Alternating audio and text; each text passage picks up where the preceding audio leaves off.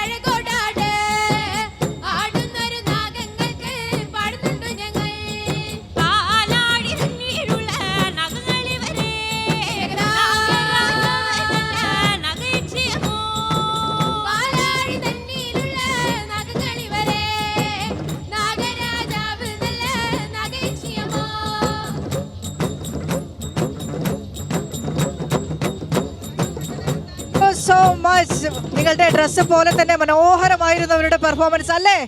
ഒരു കയ്യടി കൊടുത്തൂടെ കുട്ടികൾക്ക്? കയ്യടിക്ക് ഉഷാറ് പോരാ.